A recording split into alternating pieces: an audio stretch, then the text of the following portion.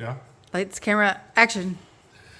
All right, we just got back to the house here, finished up our second stop of the EQ season here for the Bassmaster Opens down at Toledo Bend. Had a good tournament, finished it up in 23rd place. Had a difficult practice. We basically turned nothing into something. My two primary baits were blue tungsten shaky head with a Zoom finesse worm on it, and red bug, and a straight king half-ounce football jig with a big bite baits, fighting frog, 3-inch fighting frog on the back. This one's a little worse for wear. As you can see, I broke the hook on both of them. Was throwing them at stumps, laydowns, everything I could find. So, had a really bad practice. Only caught a couple key fish in practice, but was hunkered down basically in those two areas on large flats.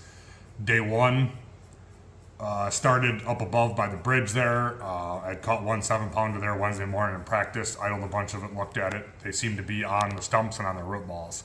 However, after a couple hours in the morning, I had not gotten bit on the shaky head that I'd found them on. And they seemed to have moved more towards the standing timber in the drains. So that's when we picked up the football jig. Not working in the traditional sense, not throwing it out there and slowly dragging on the bottom. I was more stroking it.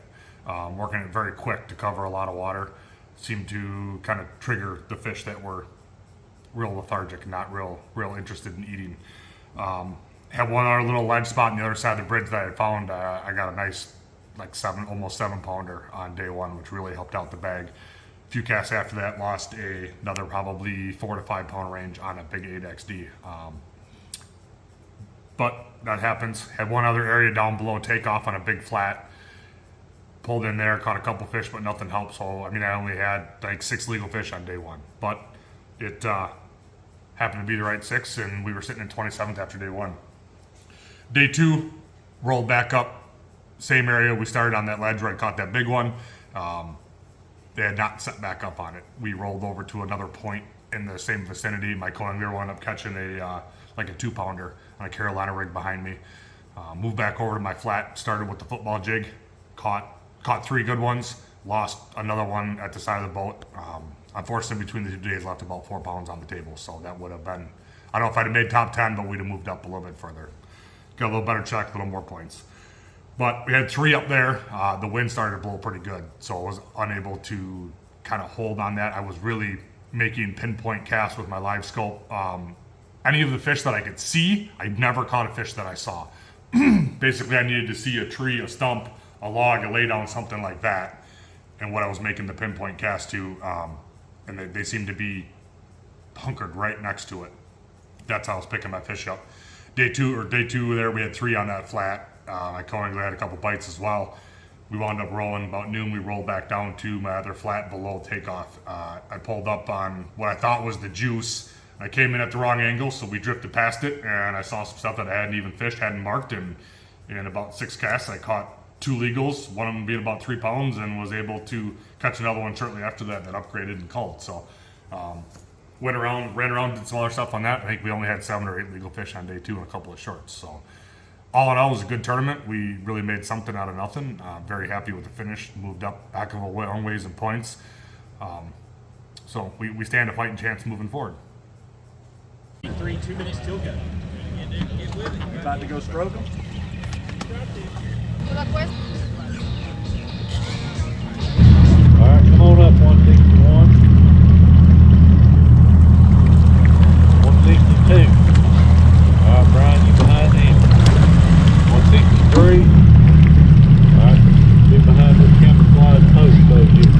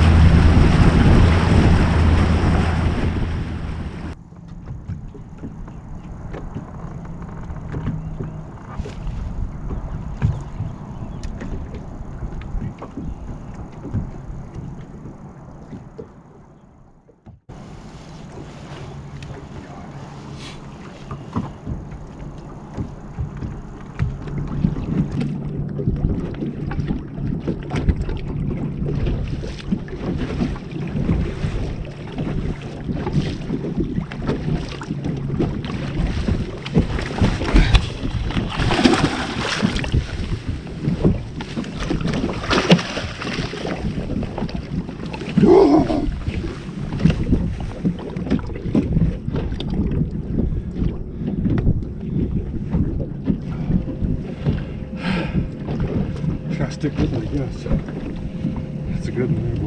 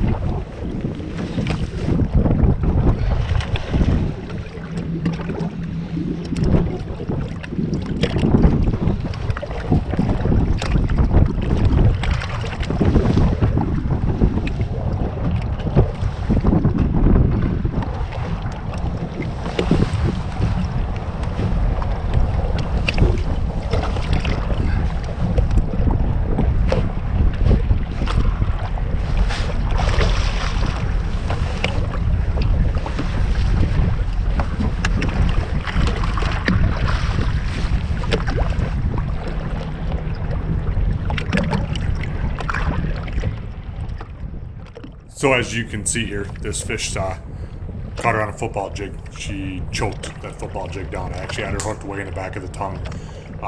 Once I got her out, realized that she was bleeding pretty bad. Put her in her own side live well, got the aerator turned on constant, and then dug around, got my G-juice out from TH Marine, dumped it right down her throat, helped stop the bleeding.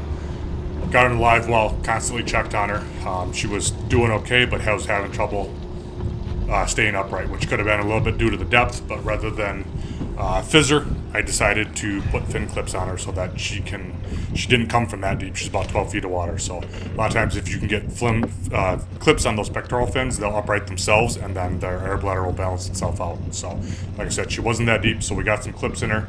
I caught this fish about noon, and I didn't check in until, I don't know, 5:30 or something.